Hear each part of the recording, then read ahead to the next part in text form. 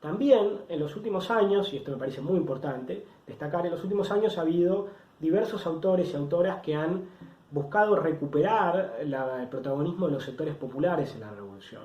A ver, históricamente múltiples revisionistas plantearon este tema, pero esa lectura de la participación de los sectores populares generalmente estaba supeditada a mostrar que había un liderazgo que llevaba o que representaba sectores populares. Como les decía antes, por ejemplo, la figura de Cornelio Saavedra era una figura popular y tenía representatividad popular.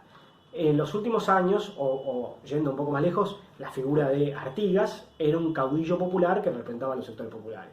En los últimos años ha habido, ya en las últimas décadas, ha habido un avance historiográfico muy interesante que ha puesto sobre la mesa y ha intentado analizar la participación específica de los sectores populares desde su propia mirada. En el caso argentino, porque esto es algo que se está haciendo para América Latina, en general, Raúl Fratkin y particularmente Gabriel Di Meglio han hecho aportes sumamente valiosos y muy interesantes. También se ha intentado mostrar la participación de los sectores de las comunidades originarias y particularmente los sectores afroargentinos. Aquí hay múltiples trabajos, por ejemplo los trabajos de Beatriz Braboni, los trabajos de Florencia Guzmán, ¿no? Múltiples trabajos que han intentado mostrar la participación de los sectores afroargentinos, y no es únicamente esa representación que se hace en los actos escolares de los afroargentinos y afroargentinas vendiendo empanadas y como si no fueran protagonistas de este proceso, ¿no?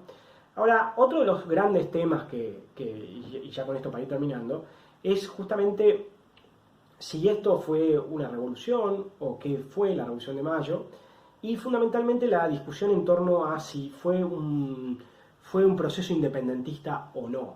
En la interpretación canónica se entendía que la Revolución de Mayo era el comienzo de la Argentina. Había una Argentina en ciernes que de alguna manera se empieza a emancipar en 1810 y que se va a ir construyendo en el siglo XIX, y hay una lectura muy argentinocéntrica del proceso, ¿no?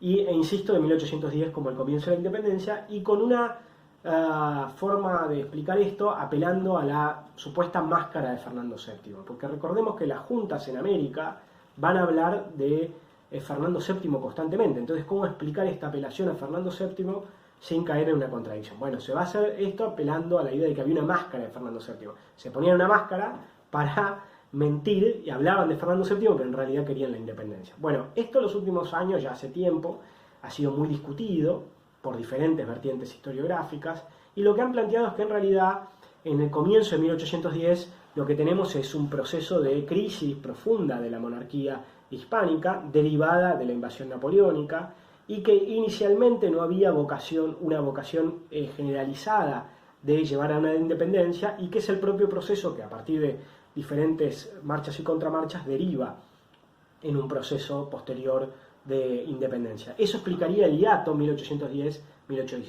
Ahora, para ir concluyendo, me parece que hay algo que es muy importante y que quiero subrayar. Primero y principal, la enorme multiplicidad de interpretaciones que se puede hacer sobre el proceso de Mayo y de la independencia. Esta multiplicidad de proyectos, esta multiplicidad de debates se pueden dar porque uno lo puede leer con diferentes herramientas e interpretaciones historiográficas y metodológicas, pero a la misma vez porque hubo múltiples procesos, múltiples proyectos políticos en disputa. La Revolución de Mayo no fue unívoca, el proceso de independencia no fue unívoco, sino que al contrario hubo proyectos encontrados. Hay figuras como Rivadavia, que tienen un proyecto en particular, otras figuras como Gervasio Artigas, que tienen un proyecto muy diferente, antiporteño, federal.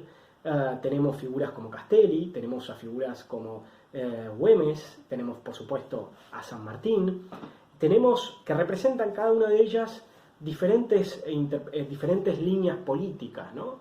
Y diferentes proyectos políticos. Y tenemos también la participación popular, que fue muy importante en este proceso. Esto me parece clave. Si nosotros podemos leer la Revolución de Mayo de múltiples maneras, es porque fue en ese momento un proceso en disputa. Y esas disputas continúan con el tiempo. Pero hay algo que quiero señalar, y ya con esto ir terminando, es que la Revolución de Mayo no fue una revolución argentina, no fue una revolución porteña, por supuesto, sino que fue parte de un proceso más amplio. fue parte de, efectivamente, la crisis de la monarquía española, pero fue además parte de un proceso continental. Esto me parece muy importante, porque nosotros generalmente leemos a 1810 como el nacimiento de la Argentina y nos vamos separando de nuestros hermanos latinoamericanos. Y me parece clave que rediscutir eso, porque en ese momento, claramente, quienes fueron protagonistas de ese proceso y quienes vivieron ese proceso no lo veían de esa manera. Veían a la revolución como una revolución americana y como un proceso americano. Y una de las tragedias más grandes es la posterior fractura de la región.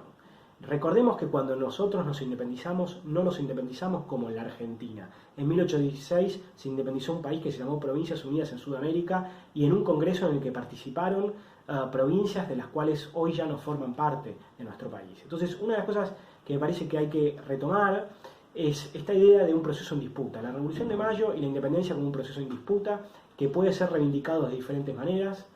Y en segunda cuestión, como un proceso americano, ¿no? Un proceso americano que lamentablemente terminó llevando a un proceso que se generó una fractura, pero que no estaba en la idea originaria. La idea originaria era un proceso, como les digo, americano y continental.